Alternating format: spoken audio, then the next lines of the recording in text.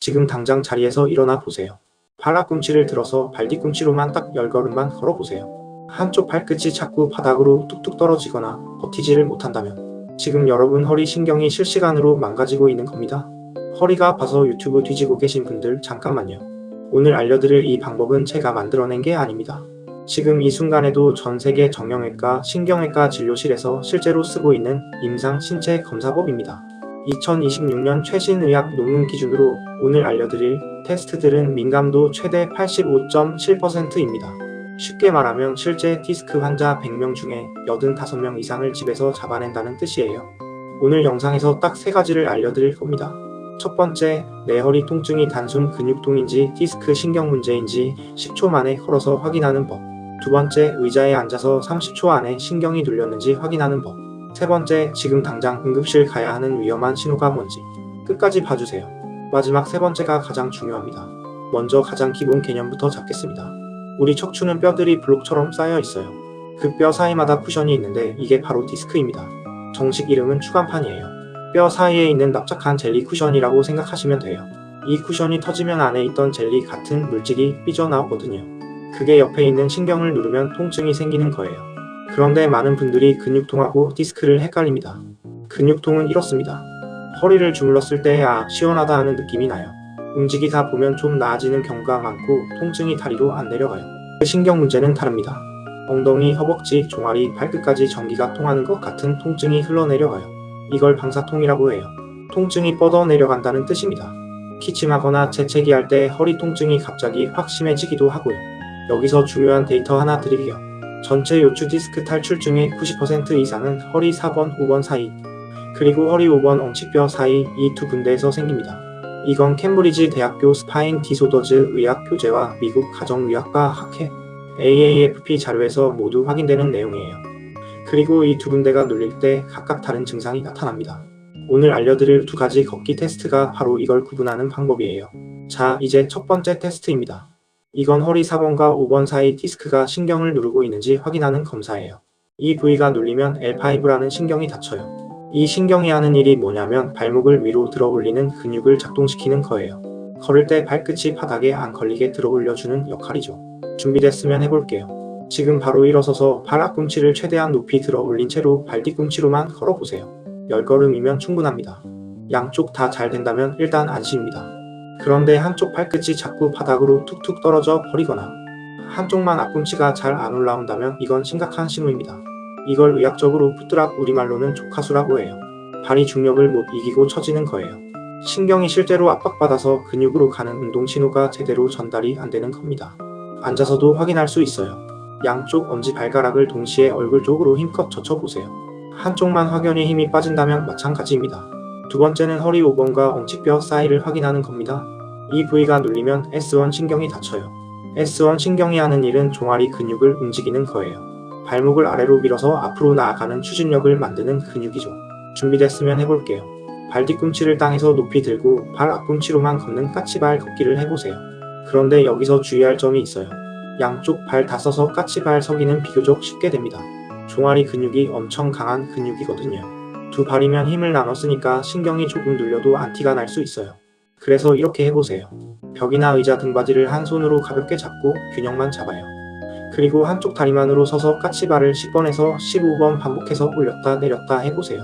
그 다음 반대쪽으로 똑같이 해보세요. 양쪽 다 비슷하게 된다면 괜찮아요. 그런데 한쪽만 유독 힘이 쭉 빠지거나 높이 들어 올리는 게 안 되거나 몇 번 못하고 근육에 힘이 사라지는 느낌이 든다면 주의해야 합니다. S1 신경이 눌려서 종아리 근육으로 신호가 제대로 안 가고 있는 거예요. 세 번째는 신경이 눌렸을 때 나타나는 방사통, 즉 다리로 찌릿한 통증이 있는지 확인하는 겁니다. 이걸 슬럼프 테스트라고 하는데요. 잠깐 데이터 하나 말씀드릴게요. 병원에서 누워서 하는 하지치과상 검사, 다리 들기 검사라고 하죠. 이걸 혼자 집에서 해보신 분들 많으실 텐데요. 그 검사는 특히 60세 이상에서 실제 디스크가 있는데도 정상으로 나오는 경우가 무려 66.7%입니다. 환자 3명 중 2명이 놓친다는 뜻이에요. 이건 2023년 저널 오브 인루럴 프랙터스에 발표된 연구 결과예요. 반면 오늘 알려드릴 슬럼프 테스트는 민감도가 84에서 85.7%로 훨씬 높고 디스크가 아직 완전히 터지지 않고 살짝 부풀기만 한 단계에서도 잡아낼 수 있어요. 이건 복수의 체계적 문헌 고찰에서 확인된 내용입니다. 방법을 알려드릴게요. 의자 끝에 엉덩이를 살짝 걸치고 앉으세요. 그리고 손을 등 뒤에서 깍지를 끼거나 뒷짐을 칩니다. 허리와 등을 새우처럼 최대한 둥글게 구부려요. 그 상태에서 고개를 앞으로 숙여 턱을 가슴에 딱 붙입니다. 이 자세가 등뼈 안에 있는 신경 전체를 팽팽하게 잡아당기는 자세예요. 이 상태에서 아픈 쪽 다리에 무릎을 쭉 펴보세요. 동시에 발목을 얼굴 쪽으로 힘껏 꺾어요. 이때 어떤 느낌인가요? 허벅지 뒤쪽이 그냥 당기는 뻐근한 느낌이면 아직 확실하지 않아요. 그런데 허리 아래에서 엉덩이, 허벅지, 무릎 아래, 발끝으로 전기가 통하는 것 같은 찌릿하고 날카로운 통증이 퍼져 내려간다면 주의해야 합니다. 이제 중요한 마지막 단계예요. 이 자세에서 고개를 들어 천장을 바라봐요. 고개를 들었을 때 다리 통증이 확 줄어들거나 사라지면 이건 근육이 짧아서 당기는 게 절대 아닙니다. 디스크가 신경을 실제로 건드리고 있기 때문에 나타나는 증상입니다. 근육통이라면 고개를 들어도 다리 통증이 변하지 않아요. 신경통이라면 척추 전체의 긴장이 풀리는 방향으로 고개를 들면 통증이 줄어드는 거거든요. 보너스 확인법 하나 더 드릴게요. 원래 오른쪽이 아픈데 아무 이상 없는 왼쪽 다리를 들어 올렸더니 오른쪽 허리와 엉덩이가 더 심하게 아프다며 이건 디스크가 크게 터져서 반대편 신경다발까지 건드리고 있다는 뜻입니다. 즉시 병원에 가야 하는 상황이에요. 표차 SLR 테스트라고 하는데 이 검사의 특이도가 88에서 90%입니다. EBM 컨설트 데이터베이스에 등록된 수치예요. 여기서 하나 더 알려드릴게요.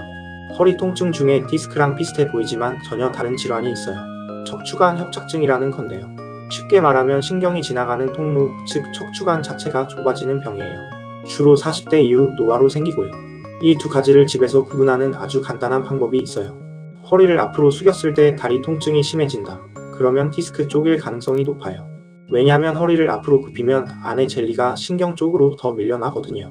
반대로 허리를 뒤로 젖혔을 때 통증이 더 심해지고 걸으면 걸을수록 다리가 저리다가 앉거나 허리를 굽혀야 시원해지는 패턴이면 협착증일 가능성이 높습니다. 협착증 분들이 마트에서 카트를 밀며 걸으면 좀 편하다고 하는 이유가 이거예요. 카트에 기대서 허리를 앞으로 살짝 구부리면 신경 통로가 좀 넓어지거든요. 이 증상을 신경인성 파행이라고 해요. 이 두 가지는 치료 방향이 다르기 때문에 구분이 중요합니다. 자, 이게 오늘 영상에서 가장 중요한 부분입니다. 잘 들어주세요. 마미증후군이라는 게 있어요. 허리 1번 아래로 뻗어 내려가는 신경다발 전체가 한꺼번에 눌리는 상황이에요. 전체 디스크 환자 중에 0.12% 만 명 중에 4명 정도에서만 생기는 드문 경우예요. 그런데 이게 생기면 얘기가 완전히 달라집니다. 발생하고 나서 24시간에서 48시간 안에 수술을 받지 않으면 하반신 영구 마비, 평생 소변줄을 달고 살아야 하는 배뇨 장애, 성기능 장애가 생겨요. 돌이킬 수 없습니다. 이건 영국 국가보건서비스의 NHS GIRFT 2026년 최신 임상 가이드라인에 명시된 내용입니다. 그러면 어떤 증상이 있으면 즉시 응급실로 가야 할까요? 첫 번째, 양쪽 다리가 동시에 저리거나 마비 느낌이 든다. 평소에 한쪽만 아팠던 분이 갑자기 양쪽 다 이상해지면 바로 응급입니다. 두 번째, 소변이 마려운 느낌이 사라지거나 소변을 봐도 다 안 빠진 느낌이 들거나 의지와 상관없이 소변이 새는 경우, 이게 마미증후군을 나타내는 가장 확실한 신호입니다. 세 번째, 항문 주변, 회음부, 생식기 주변 감각이 얼얼하게 사라지는 느낌. 자전거 안장이 닿는 부위가 갑자기 감각이 없어진다고 생각하시면 됩니다. 이 세 가지 중 하나라도 해당된다면 평일이든 주말이든 새벽이든 상관없이 지금 바로 응급실로 가세요. 응급 MRI와 척추 수술이 모두 가능한 대형 종합병원 응급실을 가야 합니다. 주말이라 MRI 못 찍는다. 일단 진통제 맞고 가라는 말을 들으면 다른 병원 응급실로 바로 이동해야 합니다. 골든타임을 놓치면 평생 후회합니다. 자, 오늘 내용 정리해 드릴게요. 테스트 첫 번째, 발 뒤꿈치 걷기. 한쪽 발끝이 자꾸 바닥으로 떨어지면 허리 4번, 5번 사이 신경이 눌린 것. 테스트 두 번째, 한쪽 다리씩 까치발 반복. 한쪽만 힘이 빠지면 허리 5번 엉치뼈 사이 신경이 눌린 것. 테스트 세 번째, 앉아서 슬럼프 테스트.